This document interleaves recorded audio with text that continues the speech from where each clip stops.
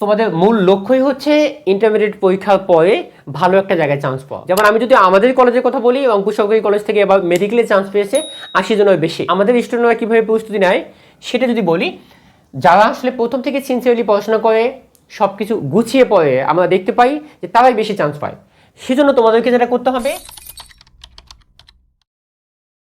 সুপ্রিয় এইচএসসি 2027 ব্যাচের শিক্ষার্থীবৃন্দ, আসসালামু আলাইকুম। আশা করি তোমরা ভালো আছো।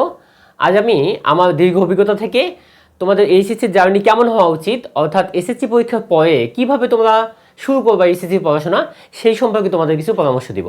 চলো আমরা শুরু করি। প্রথম তো পদার্থবিজ্ঞান প্রথম এবং দ্বিতীয় পত্র মিলে মোট 21টা অধ্যায় আছে।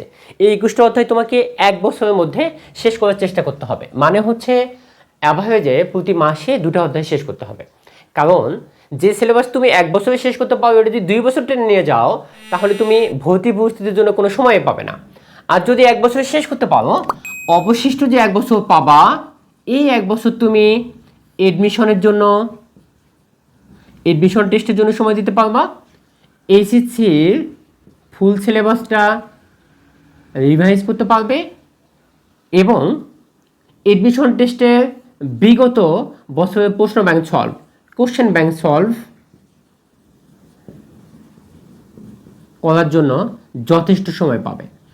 আর এটা একটা আদর্শ পরিস্থিতির জন্য খুব বেশি জরুরি। সেজন্য যথাসময়ে সিলেবাস শেষ করার প্রতি সর্বাধিক গুরুত্ব দিতে হবে। দ্বিতীয়ত, গোছানো প্রস্তুতি। সেকেন্ডলি, গোছানো প্রস্তুতি কীভাবে নেবে? প্রত্যেকটা অধ্যায়কে টাইপ ভিত্তিকভাবে সাজিয়ে পড়াশোনা করতে হবে। ধরো একটা অধ্যায়ে 200 ম্যাথ আছে, এই 200 ম্যাথকে তুমি যদি 4টা টাইপে বিভক্ত করতে পারো, তাহলে 4টা টাইপে বিভক্ত করলে প্রত্যেকটা টাইপে একই ধরনের ম্যাথ পাবে। একই টাইপের সূত্র দিয়ে এগুলো সলভ করা যায়। এগুলো যদি গুছিয়ে ফেলতে পারো, যে একই টাইপের জিনিসগুলো একসাথে ফোল্ডার করে পড়তে পারো, তাহলে তোমার প্রস্তুতি হবে আদর্শ প্রস্তুতি। এজন্য কি করতে হবে? এই অধ্যায়টাকে ভালো মতো বুঝে পড়তে হবে। পড়াশোনাটা হচ্ছে গোছানোর বিষয়। আগে যদি গুছিয়ে রাখতে পারো, কি পড়তে হবে, কিভাবে পড়তে হবে, এটা বুঝে ফেলো, এরপরে রিভাইজ করতে আসলে তেমন একটা সময় লাগবে না।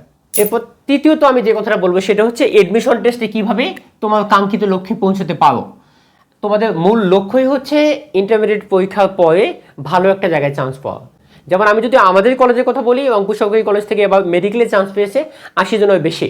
ইঞ্জিনিয়ারিং ইউনিভার্সিটি মিলে প্রত্যেক ব্যাচ থেকে অনেক বেশি স্টুডেন্ট চান্স পায়।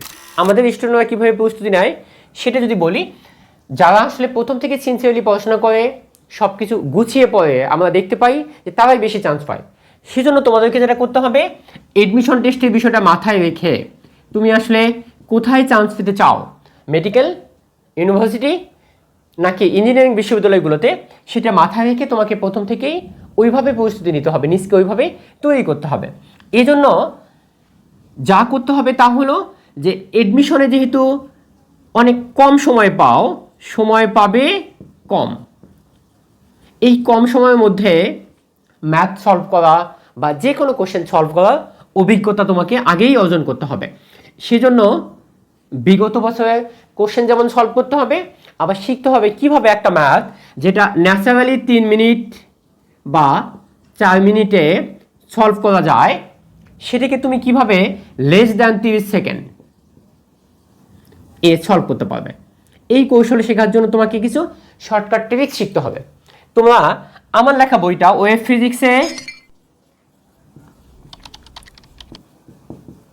যেটা পদার্থবিজ্ঞান প্রথম এবং দ্বিতীয় পত্রের উপর লেখা, অলমোস্ট 600 পেজের একটা বই, এখানে 2000 সালের পরে সবগুলো প্রশ্ন পাবে মেডিকেল, বিশ্ববিদ্যালয় এবং ইউনিভার্সিটির।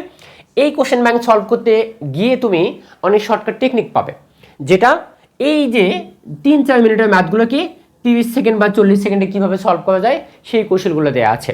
এটা তোমরা ফলো করতে পারো। এছাড়া আমার এবং ফারুকের লেখা একটা বই, ক্যালকুলেশন টেকনিক উইদাউট ক্যালকুলেটর, মানে ক্যালকুলেটর ছাড়া সমাধান কৌশল, আশা করি 1 মাসের মধ্যেই ইনশাল্লাহ বাজারে আসবে। ক্যালকুলেটর ছাড়া করার জন্য ক্যালকুলেশন স্কিল ডেভেলপ করতে হবে, দ্রুত ক্যালকুলেশন কৌশল আয়ত্ত করতে হবে, বড় বড় ক্যালকুলেশনকে কীভাবে ভেঙে ছোট করে করা যায় সেই কৌশল শিখতে পারবে। আশা করি বইটা হাতে পেলে তোমাদের জন্য অনেক সহজ হবে এই ক্যালকুলেটর ছাড়া ক্যালকুলেশন করাটা। সর্বোপরি আমাদের ইউটিউব চ্যানেল এবং ফেসবুক পেজের সাথে যুক্ত থাকো। অলরেডি অনেকগুলো ক্লাস দেওয়া আছে, ক্লাসগুলো দেখতে থাকো।